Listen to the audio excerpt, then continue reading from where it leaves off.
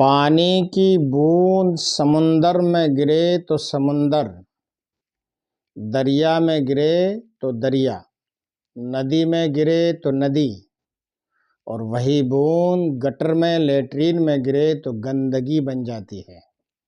صرف ایک صحبت کی وجہ سے ایک بوند کیا سے کیا بن جاتی ہے۔